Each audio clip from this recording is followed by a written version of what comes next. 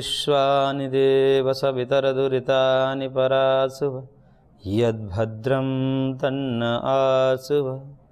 ॐ सहना भवतु सहनौ भुनक्तु सह वीर्यं करवावहै तेजस्विनावधीतमस्तु मा विद्विषावहै।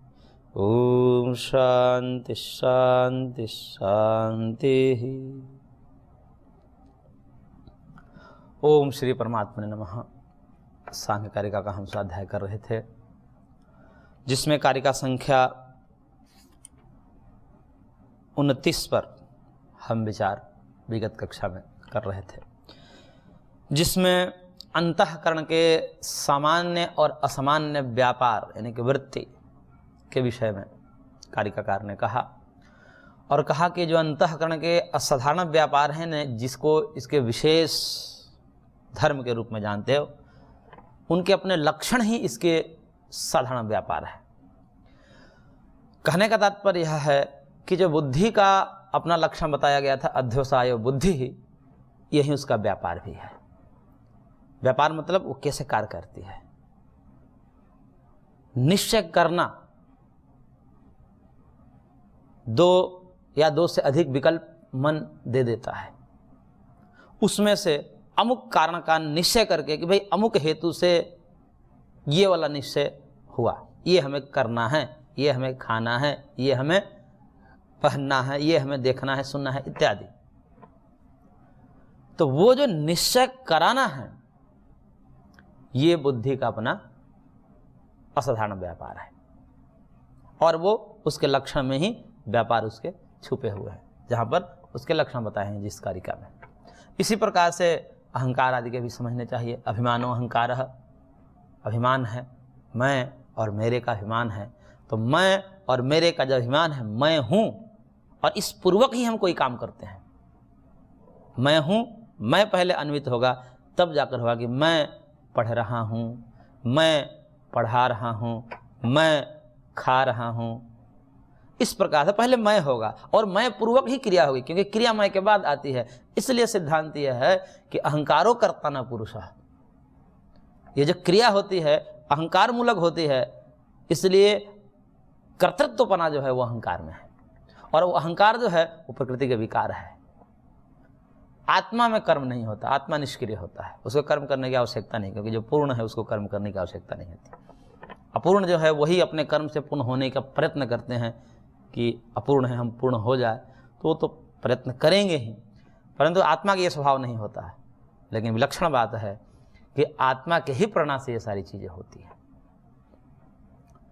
तो अभिमान ये अहंकार का व्यापार है, संकल्प विकल्प करना ये मन का व्यापार है। तो ये सब तीनों अंतःकरणों के अलग अलग असाधारण वृत्ति है, असाधारण व्यापार है, असाधारण धर्म है, जो भी कहिए।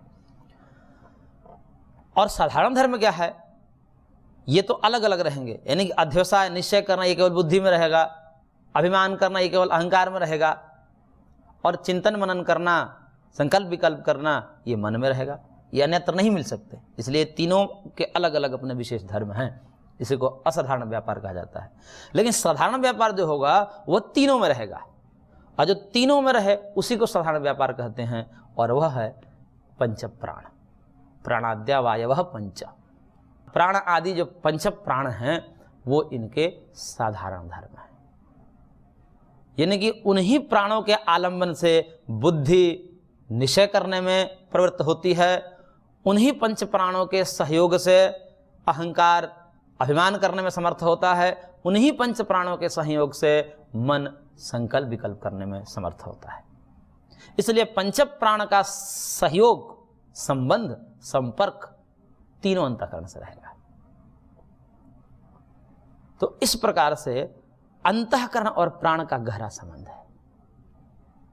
अंतःकरण और प्राण का गहरा संबंध है। यही इसी सिद्धांत से प्राणायाम का विस्तार हुआ है, क्योंकि पूरा अध्यात्म जो है वह अध्यात्म मन पर केंद्रित है। मन का शोधन, अंतःकरण, मन का मतलब हम यहाँ अंतःकरण से तात्पर्य है मेरा मन का, क्योंकि व्यवहार में जब अलग अलग नहीं देखते तो मन से अंतःकरण ले लिया जाता है। तो अंतःकरण के व्यापार ही ये सारे जगत में जो भी अच्छाई या बुराई देखी जा रही है वो सब अंतःकरण के ही परिणाम है। अंतःकरण किस रूप में कार्य करता है तो जगत किस रूप में हो जाता है। ये सब जो कुछ भी विभिन्नता विलक्षणता दिख रही है इस जगत में, उन सब के मूल में अंतःकरण है।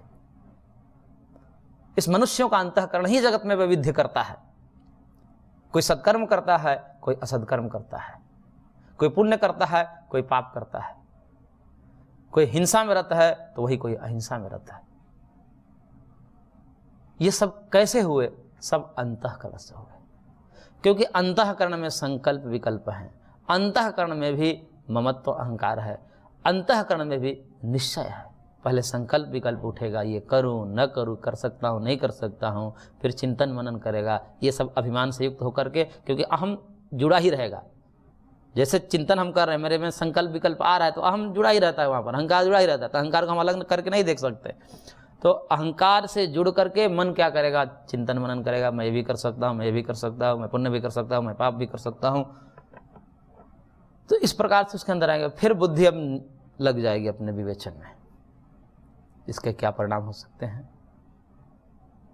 क्या लाभ हो सकते हैं, क्या हानि हो सकते हैं, तत्काल में लाभ होगा या तत्काल में हानि होगा, परिणामतः हानि होगी या परिणामतः लाभ होगा। ये सब विवेचन करने के बाद क्लिक होता है, करना है, अथवा क्लिक होगा नहीं करना है। ये बुद्धि का काम है। अब यहां निश्चय करने के बाद अब क्रिया संपादित होती है, क्योंकि क्रिया ऐसे ही नहीं हो जाती है, सारी क्रियाएं ज्ञान मूलक होती है, संकल्प मूलक होती है। हम संकल्प पूर्वक ही कोई काम करते हैं, इसलिए कर्मकांड आदि में तो संकल्प लिया जाता है, लेकिन यहाँ अंतःकरण में सदैव संकल्प होते हैं, वो हमको पता ही नहीं है, वो सब ऑटोमेटिक है। संकल्प हम रोज लेते हैं, प्रत्येक क्षण लेते हैं, हर एक कार्य में लेते हैं। हम कक्षा शुरू करें या नहीं शुरू करें, हम पढ़ें या नहीं पढ़ें, सुने सांख्यकारिका को या नहीं सुने, टीवी बंद कर दे या टीवी चालू करे, इस प्रकार से जो है मनन चलता है। और मनन चलने के बाद होता है कि चलो देख ही लेते हैं ये भी क्या पढ़ा रहा है, या होता है अरे छोड़ो ये वैसे ही बोलते रहते। तो ये क्या होगा? ये बुद्धि से हो रहा है। पहले मन संकल्प विकल्प लेगा, फिर बुद्धि, और बुद्धि में जब संकल्प होगा कि देखना है तो फिर टीवी चालू कर देगा, फिर देखने लगेगा। या बुद्धि कहेगी नहीं ऐसा ही फर्जी के सब है, फालतू में बोलते रहते और कुछ काम धंधा है नहीं इनका, तो फिर वो टीवी बंद कर देगा या जो है अपना चैनल बदल लेगा। यानी कि संकल्प अध्यवसाय के बाद ये सब क्रियाएं होती है। ये सब क्रिया है, टीवी बंद करना, उठकर जाना और दबाना, ये सब क्या है? क्रिया है, दैहिक व्यापार है। लेकिन इसके मूल में ये ऐसे ही नहीं हो जाते हैं, अकारण ही नहीं हो जाते हैं, इसके पीछे अंतःकरण का व्यापार है। इसलिए अंतःकरण को स्वच्छ और शुद्ध बनाने के लिए, निर्मल बनाने के लिए उसके संकल्प सदसंकल्प हो, उसके भाव सद्भाव हो, उसके ज्ञान सद्ज्ञान हो।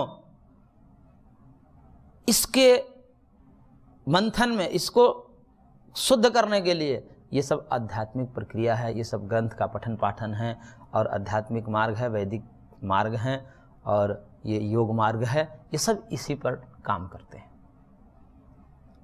तो काम करते हैं तो किस प्रकार से होंगे? बहुत सारी चर्चाएं आती है कि भाई ज्ञान होगा। सर्वप्रथम तो कहा जाता है कि भाई सबके मूल में ज्ञान है, कि ज्ञान होगा तो फिर व्यक्ति की क्रिया जो है वो परिवर्तित होगी ही। यदि अज्ञान होगा, असत संकल्प होंगे तो असत कर्म करेगा। यदि उसको समझा दिया जाए, जैसे वही व्यक्ति जो है दारू शराब अन्य प्रकार के दुराचार पे विचार में लगा रहता है, कोई साधु संत के संपर्क में आता है, उसको समझा देते हैं बच्चा ऐसा नहीं करना चाहिए, देखो ये जीवन बहुमूल्य है, इस जीवन के लिए देवता भी तरसते हैं कि मनुष्य जन्म मिल जाए, उसको व्यर्थ क्यों कर रहे हो, ऐसे विषय वासना में अपने शरीर को जो नरक बना रहे हो, ऐसा ये जीवन मिला है सेवा के लिए, जन्म मिला है भगवत भक्ति के लिए। इस प्रकार से जब उसको उपदेश देते हैं तो देखा यह जाता है कि उस सब कर्मों से विरत हो जाता है। क्यों? क्योंकि ज्ञान का बीजारोपण कर दिया तो बदल जाता है। देख ये उपाय है, ये प्रबल उपाय माना जाता है ज्ञान। लेकिन कभी कभी क्या होता है कि ज्ञान होते हुए भी ऐसा देखा जाता है कि बड़े बड़े पंडित व्यक्ति भी, शास्त्रज्ञ व्यक्ति भी कर्म अपने वासना के अनुकूल ही करेंगे। सब कुछ ठीक है, वो अपनी जगह है, पुस्तक में है, ज्ञान रूप में है, दूसरों को समझाने के लिए है, लेकिन जब स्वयं की बात आती है तो अपने वासना के अनुकूल ही चलते हैं। बड़ी बड़ी बातें करेंगे लेकिन आचरण वैसा क्यों, आचरण में कोई परिवर्तन नहीं, ये भी देखा जाता है। तो अब यहाँ पर कह देते कि यहाँ पर तो ज्ञान काम नहीं कर रहे हैं, वो तो ज्ञानी है, सब शास्त्र को रट रखा है, फिर क्यों कर्म में परिवर्तन नहीं हो रहा है? तब कहते हैं कि देखिए ज्ञान तो अपना काम करता है, लेकिन कोई भी जब कार्य कारण व्यवस्था दी जाती है उसमें एक चीज दी जाती है कि कारण के होने से कार्य होता है, कारण के नहीं होने से कार्य नहीं होता है। जब समस्त क्रियाएं ज्ञान मूलक हैं तो यहाँ तो ज्ञान है लेकिन कर्म नहीं है, यानी कि ज्ञान है उसके अंदर तो सत्कर्म होने चाहिए, लेकिन ज्ञान होते हुए वो असद कर्म में क्यों लिप्त है? आपका सिद्धांत भंग हो गया, क्योंकि आपने कहा था कि ज्ञान होगा तो सत्कर्म होगा। सत्कर्म का कारण क्या है? ज्ञान है, और यहां सत्कर्म तो नहीं देखा जा रहा है लेकिन ज्ञान है, कारण तो है। तो क्या कारण के होने से कार्य नहीं होता है? कारणाभावात् कार्याभावः, यह सिद्धांत है। अब इस सिद्धांत की यहां हानि होने लगती है, तब कहा जाता है कि देखिए कार्य कारण सिद्धांत में एक नियम है, कारण के होने पर कार्य अवश्य होगा। कारण कार्य भाव सिद्धांत में निश्चय किया जाता है, कारण के होने पर कार्य तो अवश्य होगा, लेकिन उसके कुछ कंडीशन है। कब होगा? कब कारण के होने पर कार्य होगा? जब उसके प्रतिबंधक का अभाव होगा, कोई उसका विरोधी तत्व वहां उपस्थित नहीं होगा, तब कारण के होने से कार्य अवश्य होगा। जैसे कहा जाता है कि बादल के होने से बारिश होती है, क्योंकि बारिश कार्य है, एक घटना है, और बादल उसके कारण हैं। और जब जब भी बारिश देखी जाती है वो बादल पूर्वक ही देखी जाती है, पहले बादल घनघोर छाते हैं और फिर बरसते हैं।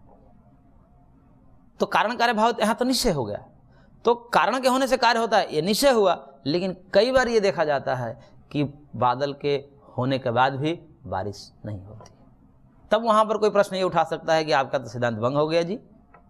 यदि बादल ही कारण है बारिश के होने में, अभी तो बादल हुई, हमने सब अपना सामान समेटा, घर में रखा, सूखी वस्तुओं को अंदर रखा, उपले लकड़ी इत्यादि जो ईंधन है उनको ढक दिए, अंदर रख दिए, लेकिन बारिश हुई नहीं, ये सब गड़बड़ हो गया, ये सब गड़बड़ है क्या? तो कहेंगे देखिए सिद्धांत गड़बड़ नहीं है, बादल ही बारिश के प्रति कारण है, लेकिन क्या है कि कार्य कारण में एक नियम है कि वहां कोई उसके विरोधी नहीं होना चाहिए।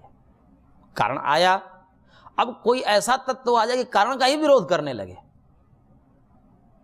उसको अपना कार्य न करने देवे, तो विरोधी के होने से वो कारण होते हुए भी कार्य रूप में परिणित नहीं होगा। अब यहां पर विरोधी तत्व क्या है? तो खोजने पर पता चलता है कि एक विधारक वायु होती है।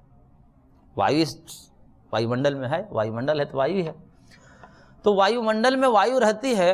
अब ऊपर वायु इतनी तीव्र हो जाती है कि वो बादलों को छिन्न भिन्न कर देती है, और छिन्न भिन्न कर देने से कुछ देर के लिए तो दिखता तो है कि इकट्ठी हुई बादल अब बरसने वाली है, लेकिन नीचे नहीं दिखता, क्योंकि वायु के खंड होते हैं, अलग अलग वायु के लेयर होते हैं।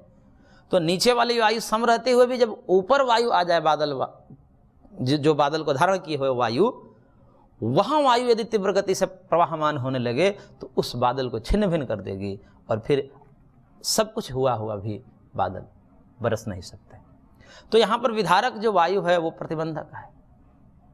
ऐसे ही जब हम इसको क्रिया और ज्ञान में देख रहे हैं कि ज्ञान मूलक क्रियाएं होती है, यहाँ ज्ञान है, शास्त्र ज्ञान है, वेदक ज्ञान है, अच्छे ज्ञान है उसके पास, लेकिन कर्म वही कर रहा है गड़बड़, तब हम कहते हैं कि यहाँ विधारक है। विधारक का मतलब कोई प्रतिबंधक है। प्रतिबंधक क्या है यहाँ पर? यहाँ पर प्रतिबंधक है उसकी वासना, उसकी काम, क्रोध, लोभ, मोह इत्यादि जो वासनाएं हैं वो बड़ी प्रबल है, और इतनी प्रबल है, और इसका कोई सीमा तो है नहीं कि भाई किसके अंदर कितनी कामुकता हो सकती है, इसका कोई मापन है नहीं अभी तक। किसके अंदर कितना क्रोध हो सकता है, इसका भी मापन नहीं है। किसके अंदर कितना लोभ हो सकता है, इसका भी मापन नहीं है। ऐसे ऐसे कामी देखे जाते हैं, ऐसे ऐसे क्रोधी देखे जाते हैं, ऐसे ऐसे लोभी देखे जाते हैं, इसकी कोई कल्पना ही नहीं। और वो कैसे होते हैं? वो एक जन्म से नहीं होते हैं, वो होते हैं जन्म जन्मांतर के अभ्यासों से, और वो पता चल जाता है बचपन में ही, पूत के पांव पालने में ही दिख जाते हैं कि आगे बच्चा क्या करने वाला है। वो बच्चे दिख जाते हैं, छोटे छोटे बच्चे ऐसे गाली गलौज देते हैं, पता चल जाता है कि आगे जाके क्या करेंगे। और कई बच्चे ऐसे होते हैं उनके मुख से गाली नहीं निकलती, एक बार कोई बता देता है उनके अंदर वो बातें गड़ जाती है कि नहीं देनी है। बताया तो उनको भी जाता है कि बच्चा गाली नहीं देना चाहिए, ऐसा नहीं बोलना चाहिए, लेकिन उनके ऊपर कोई असर नहीं पड़ता। और वही शब्द किसी के अंदर असर करता, कोई बालक एक बार में उसको धारण कर लेता है। ये सब क्यों होते हैं? क्योंकि उसकी वासनाएं हैं। जिसका चित्त पहले से मलिन होगा, काम क्रोध आदि से आच्छादित होगा, काम क्रोध सबके अंदर होते हैं, लेकिन ज्यादा काम क्रोध से यदि चित्त आच्छादित होगा तब ज्ञान काम नहीं करेगा, वहां कुछ और काम करेगा। तो चित्त ज्यादा जिसका मलिन होता है, जिसमें काम क्रोध आदि मल होते हैं सबसे ज्यादा, उस पर ज्ञान असर नहीं करता। फिर क्या करना पड़ता है? फिर और युक्ति निकाला आचार्यों ने और कहा कि देखिए ये अंतःकरण है, सब अंतःकरण में ही है, काम क्रोध लोभ सब ये अंतःकरण के धर्म है, और इन्हीं को अंतःकरण से हटाना है। कैसे हटेंगे? तो देखा कि इनके साधारण और असाधारण धर्म जब पढ़ा तो सिद्धांत में यह पाया कि अंतःकरण के असाधारण धर्म जो हैं वो पंच प्राण है, प्राण भी है। प्राण का अंतःकरण का संबंध है, धर्मधर्मी भाव है, अंतःकरण धर्मी है और प्राण धर्म है उसके। उसी के कारण अंतःकरण के कारण ही प्राणापान आदि की क्रिया जो है सम्यक रूप से चलती है। तब कहा जाता है कि जब दोनों का संबंध है तो ये काम करे कि अंतःकरण पर तो हम काबू नहीं पा रहे हैं, ज्ञान उस पर जो है अपना कार्य नहीं कर पा रहा है, शास्त्र ज्ञान है लेकिन असद कर्म है, तो और क्या हो सकता है? तो उसके लिए कहा कि इस प्राण को पकड़ो, इन प्राणवायु को पकड़ो, ये वायु को पकड़ें। और वायु को कैसे पकड़े हैं उसकी विधि प्राणायाम है। और वायु को पकड़ करके पूरक, रेचक, कुंभक इत्यादि के माध्यम से जो योग की विधि है उसके माध्यम से जब उसका शोधन किया जाता है, बारंबार अभ्यास किया जाता है, तो वो चित्त धीरे धीरे साफ होने लगता है। उसके काम क्रोध लोभ आदि का धीरे धीरे क्षरण होने लगता है, कम होने लगता है। तो इस प्रकार ज्ञान तो चलता रहेगा, स्वाध्याय भी चलता रहेगा, ज्ञान तो है उसके पास और भी उसको करता रहेगा। स्वाध्याय पूर्वक जब प्राणायाम आदि का अभ्यास करेगा तब वो पाता है कि चित्त अब शांत होने लगा, चित्त की चंचलता कम होने लगी, राग आदि दोष कम होने लगे। तो इस प्रकार इस वैज्ञानिक पद्धति, ये सब विज्ञान है, इसलिए प्रारंभ में ही कारिका में व्यक्ता व्यक्त ज्ञ विज्ञानात् ऐसा कहा, क्योंकि पूरा विज्ञान है, इसको कोई समझे। अब इसका एक उदाहरण मैं देता हूं, देखिए कैसे प्राण का और चित्त का संबंध है। जैसे किसी व्यक्ति को अचानक क्रोध आ गया, क्रोध अंतःकरण का धर्म है, क्रोध आते ही उसके प्राण तीव्र हो जाएंगे, जो स्वाभाविक प्राण है वो अब तीव्र गति से काम करने लगे, क्योंकि उधर क्रोध की वृत्ति बढ़ी, इधर प्राण बढ़ा, क्योंकि अंतःकरण में क्रोध है और अंतःकरण का ही धर्म प्राण है। इसलिए क्रोध आने पर प्राण वायु की गति तीव्र हो जाती है। इसी प्रकार काम में भी होता है, व्यक्ति ज्यादा कामुक होता है तो उसके प्राणों के संचार बढ़ने लगते हैं। तो इस प्रकार, और इसका उल्टा भी है, यदि प्राण बढ़ेंगे तो वो भी बढ़ेगा, और प्राण को धीरे धीरे निगृहित किया जाता है अभ्यास से, पहले दीर्घ फिर सूक्ष्म। तो दीर्घ सूक्ष्म करके प्राण पर नियंत्रण किया जाता है, क्योंकि प्राण ऐसे नियंत्रण में नहीं आएगा, पहले इसको दीर्घ करना पड़ता है। अल्प प्राण होते हैं व्यक्ति के, कोई प्राणायाम का अभ्यास है अल्प प्राण, थोड़ा सांस खींचेगा टंगा जाएगा उसका, फिर उसको सूक्ष्म करना पड़ता है। और ये जन्म जन्मांतर का अभ्यास है, ऐसे ही नहीं हो जाते, इसको बहुत रगड़ना पड़ता है, और जन्म जन्मांतर में रगड़ने के बाद इसके दिव्यता झलकती है। तो इस प्रकार से एक सिद्धांत ग्रंथ में प्रतिपादित किया कि चले वाते चलम चित्तम निश्चले निश्चलम भवेत्, कि वायु के चलने पर चित्त चंचल होता है और वायु के शांत होने पर चित्त भी शांत हो जाता है। इसलिए वायु को शांत करिए, वायु को पहले पकड़िए। वो पकड़ में कैसे आएगा? अभी तो वायु चल रही है, पकड़ में कैसे आएगा? इसको भरेंगे, भर कर पकड़ेंगे, अथवा छोड़कर पकड़ेंगे। तो इस प्रकार से पूरक, रेचक, कुंभक आदि के माध्यम से, कपालभाति, अनुलोम विलोम आदि के माध्यम से इसको हम निगृहित करते हैं, इसको रोकते हैं, इस पर नियंत्रण करते हैं। और जब नियंत्रण होने लगता है प्राणों पर तो चित्त स्वाभाविक रूप से शांत और निर्मल होने लगता है। इसलिए चित्त को शोधन करने के लिए, शांत करने के लिए, निर्मल बनाने के लिए सबसे सुगम तरीका है वह है प्राणायाम। इसकी विधि पूर्वक गुरु के सानिध्य में शास्त्र के नित्य स्वाध्याय इत्यादि पूर्वक किया जाए तब इसके लाभ देखे जाएंगे। ऐसा नहीं कि केवल प्राण फूके जा रहे हैं, कोई भाव नहीं है उसमें, कोई अंदर श्रद्धा नहीं है और फूंक मार रहे हैं। उसके लाभ क्षणिक हो सकते हैं, कुछ एक लाभ हो सकते हैं, उसके लिए कोई मना नहीं है, क्योंकि क्रिया कुछ ना कुछ भी हम करेंगे तो उसका कोई ना कोई परिणाम होगा। यह सृष्टि का नियम ही है, भगवान बनाए ही इसलिए है कि यदि कुछ भी कर्म करे, कर्म प्रधान विश्व रचिरा का जो जस करे सो तस फल चाका, यदि अल्प हम कर्म करेंगे तो भी हमें कुछ ना कुछ फल मिलेगा। लेकिन जब हमको समग्रता के साथ, पूर्णता के साथ, विधि के साथ करेंगे तो उसका चरम लाभ मिलेगा, जो अंतिम लाभ, अल्टीमेट जो उसकी प्राप्ति है, शास्त्र जो बताते हैं वहां तक प्राप्त हो सकते हैं। तो इस प्रकार से इसी कारिका के माध्यम से, इसी सिद्धांत के माध्यम से अंतःकरण के साधारण धर्म और असाधारण धर्म के माध्यम से ये प्राणायाम आदि का विधि का निर्माण किया गया योगियों के द्वारा, महर्षियों के द्वारा।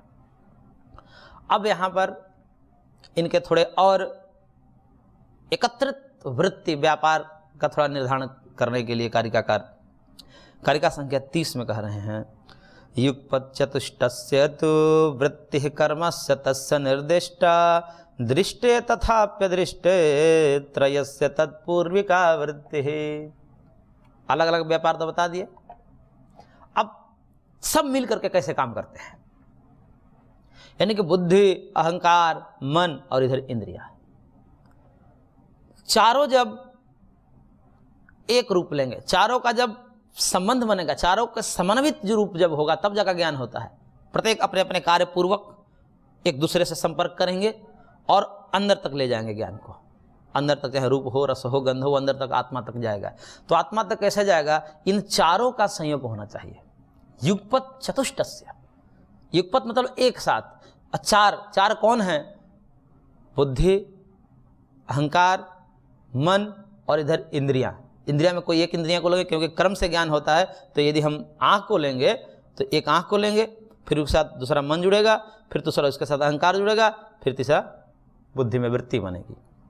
इस प्रकार ये चारों का जब एकात्म वृत्ति होगा तो वो एकात्म वृत्ति क्या होता है, क्रमशः भी होता है और अक्रमशः भी होता है, यानी कि साथ साथ हो जाता है। क्रम से व्यापार होता है, जैसे हमने देखा सामने कोई आ रहा है, इंद्रियार्थ सन्निकर्ष हुआ, कौन है दिखाई नहीं दे रहा, कोई तो है, ऐसा कोई तो है, ये जो हुआ ये मन का है, मन ने संकल्प, हाँ कोई है, कोई है, क्या है निर्धारित नहीं हो रहा है।